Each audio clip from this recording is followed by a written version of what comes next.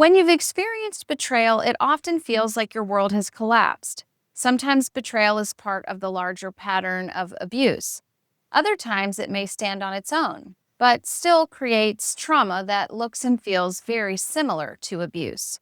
So, what's the overlap and what's the difference?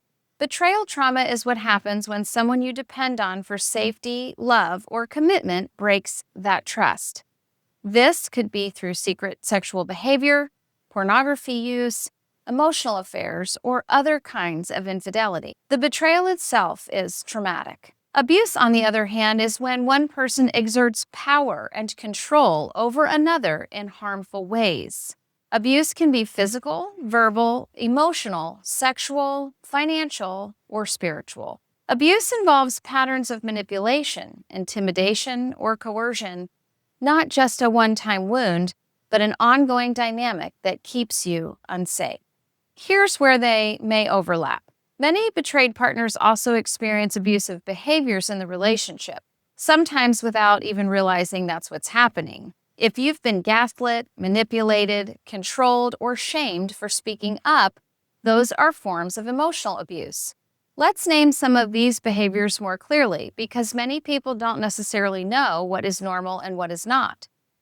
Gaslighting. This is when your partner denies your reality to make you question yourself. For example, you confront him with evidence of pornography use and he says, "That never happened. You're imagining things. You're crazy." Over time, gaslighting makes you doubt your memory, your instincts, and even your sanity. Blame shifting. You express hurt, and instead of taking responsibility, your partner flips it on you. "Well, if you weren't so cold, I wouldn't have done this." Or, "You're the reason I drink," or, "You're the reason I look at porn." That's manipulation. Isolation. Abusive partners sometimes cut you off from friends, family, or support systems.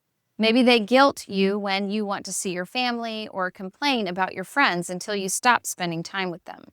Financial control. If your partner keeps you from having access to money, hides financial information, or makes all the financial decisions without your input, that's financial abuse. Verbal or emotional abuse. This could be insults, yelling, shaming, or name-calling. It could also be subtle, like constant criticism, mocking your beliefs, or making jokes at your expense. Physical intimidation or violence. Of course, if there's any hitting, pushing, grabbing, or threats of violence, that is abuse. But so is punching walls, throwing things, or using their body to intimidate you. Sometimes betrayal trauma stands alone. A partner may be unfaithful but not otherwise abusive. But sometimes betrayal trauma and abuse are intertwined. And being able to recognize unsafe dynamics is essential because you have the right to be safe.